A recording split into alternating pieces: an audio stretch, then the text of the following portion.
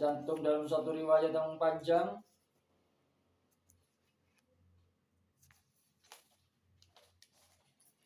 yang artinya aku bersama Nabi Shallallahu Alaihi Wasallam masuk ke rumah salah seorang sahabat Ansor. Ia tengah nazak, lalu beliau Shallallahu Alaihi Wasallam berseru padanya, bertaubatlah kepada Allah. Namun sahabat itu tidak dapat mengucapkan dengan lisannya, ia hanya melirik ke langit. Maka beliau Shallallahu Alaihi Wasallam tersenyum. Kemudian aku, kata Umar, ya Rasulullah, faktor apakah yang mendorongmu untuk tersenyum? Jawab beliau Shallallahu Alaihi Wasallam, sungguh ia tidak dapat bertaubat dengan lisannya, ia hanya berisyarat ke langit lewat pandangan matanya dan ia menyesal dengan hatinya.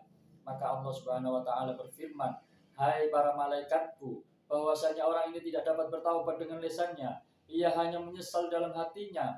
Maka aku tidak mengabaikan pernyataan taubatnya dan penyesalan hatinya. Saksikan oleh kalian, sungguh aku telah mengampuninya. Tercatat dalam Duratul Majalis. Allah Subhanahu wa taala berfirman di surat Nur. Ya, Bismillahirrahmanirrahim. Wa tubu ilallahi jami'an ayyuhal mu'minuna la'allakum tuflihun. Yang artinya bertaubatlah kepada Allah, hai sekalian orang-orang mukmin, supaya kalian beruntung. Surat An-Nur ayat 31. Ciri-ciri taubat. Setengah ulama hikmah berkata, taubat seseorang itu dapat diketahui lewat 4 ciri, yaitu 1. Mengekang lisan dari ucapan yang berlebihan, ya sebagaimana riba, adu domba atau dusta. 2. Lenyapnya sifat hasud dalam hati dan tidak merasa punya musuh masyarakat. 3. Menghindarkan diri dari bergaul dengan kawan yang jahat dengan satu orang dari mereka sekalian. 4. Bersiap-siap diri menghadapi maut penuh penyesalan atas dosanya, memohon ampun dari dosa-dosa terdahulu dan benar-benar taat kepada Allah Subhanahu wa taala dalam beribadah. Dan firman-Nya pula di dalam surat At-Tahrim, yaitu Bismillahirrahmanirrahim. Ya ayyuhalladzina amanu tubu ilallahi taubatan nasuha. Yang artinya, hai sekalian orang-orang mukmin, bertaubatlah kepada Allah Subhanahu wa taala dengan benar-benar taubat. Surat At-Tahrim ayat 8. Sebenar-benar taubat adalah mengartikan menasihatilah kamu karena Allah dalam hal taubat. Umar bin Khattab ketika ditanya tentang taubat nasuha, jawabannya bahwasanya seorang yang bertaubat dari perbuatan jahat dan tidak mengulanginya. Nabi Shallallahu Alaihi Wasallam bersabda, yang artinya orang yang beristighfar hanya mulutnya tetapi terus-menerus berbuat dosa, berarti ia telah mempermainkan Tuhannya. Tercantum dalam Raudhatul Ulama. Thabit Al-Banani berkata, ketika ayat ini diturunkan, Iblis alaihi laknatullah menangis. Tafsirnya tercantum dalam tafsir Al-Lubab dari Abu Bakar radhiyallahu an. Nabi Shallallahu Alaihi Wasallam bersabda, yang artinya perbanyaklah ucapan kalimat tauhid dan istighfar, sebab iblis berkata, kubinasakan manusia dengan dosa dan maksiat, sebaliknya mereka membinasakan diriku dengan kalimat tauhid dan istighfar. Maka dengan demikian kubinasakan lagi mereka dengan hawa nafsu, hingga mereka beranggapan telah mendapat hidayah. Tercantum dalam Durrul Mansur.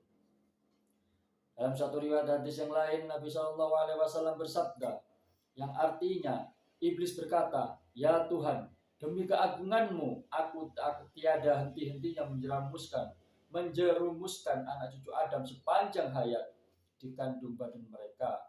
Lalu Allah Subhanahu Wa Taala berfirman, demi keagungan dan kemuliaanku, hai mal'un, aku pun tiada henti-hentinya memberikan ampun kepada mereka selama mereka beristighfar memohon ampun. Atok bin Khalid berkata, ketika ayat 135 dari surat Al-Imran itu turun, maka menjeritlah iblis berikut anak buahnya hingga kepala mereka kelopot. Katanya, aduh, celaka sekali.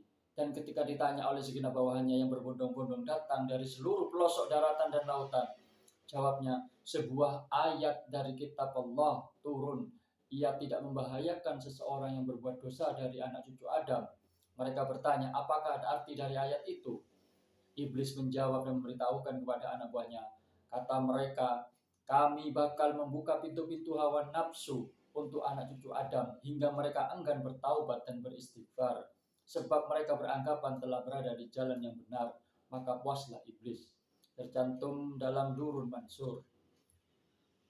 Dari Anas bin Malik radhiyallahu an, Rasulullah sallallahu alaihi wasallam bersabda, yang artinya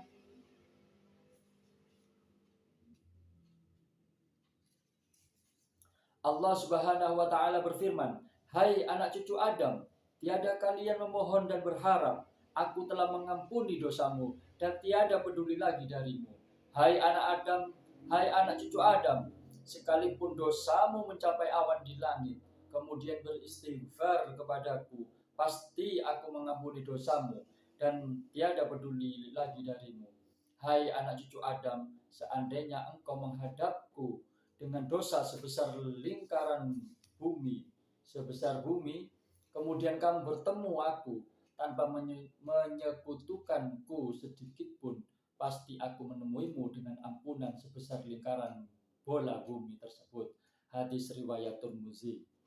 Nabi Shallallahu Alaihi Wasallam juga bersabda, yang artinya siapa yang selalu beristighfar secara istiqomah, kontinu terus menerus dari suatu saat, dari suatu waktu, pasti Allah Subhanahu wa taala membukakan jalan baginya setiap menghadapi kesempitan dan kegembiraan setiap kesedihan, serta memberi rezeki padanya dengan jalan yang tiada diperkirakan.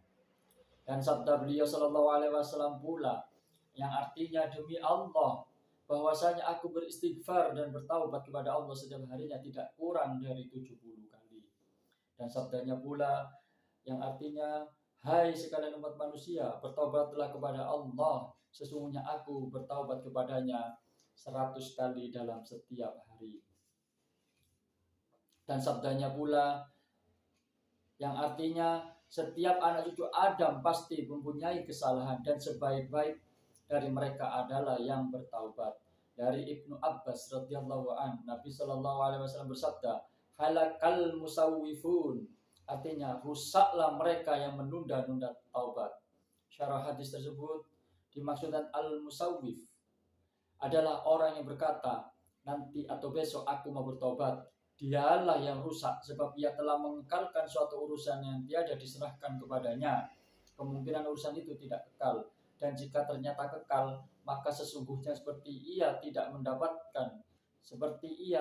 dapat meninggalkan dosa di hari ini, juga tidak dapat meninggalkan hari-hari berikutnya, sebab tiada kemampuan baginya untuk meninggalkan dosa saat itu, semata karena hanya menuruti hawa nafsunya.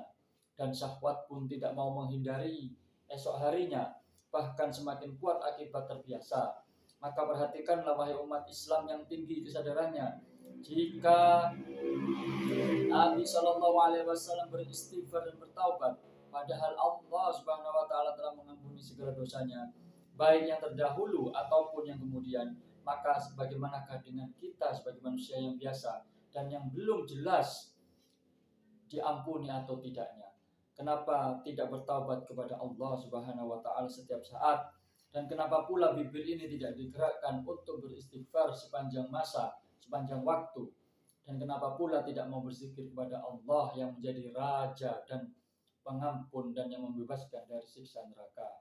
Demikianlah intisari Majalisul Abror. Nabi Shallallahu Alaihi Wasallam bersabda, yang artinya ketika Allah menghendaki hambanya baik, maka disegerakanlah di dunia ujian berupa penderitaan kepadanya.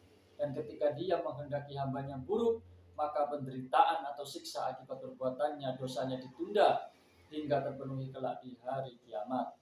Inilah ucapan kalimat tauhid la ilaha illallah, yang artinya tiada Tuhan selain Engkau ya Allah. Dan berikut adalah lafaz dari istighfar. Astaghfirullahaladzim alladzi la ilaha illa huwal hayyul qayyum wa atubu ilaih, yang artinya aku memohon ampun kepada Allah yang maha agung, yang tiada Tuhan kecuali Dia yang hidup tegak, dan aku bertaubat kepadanya.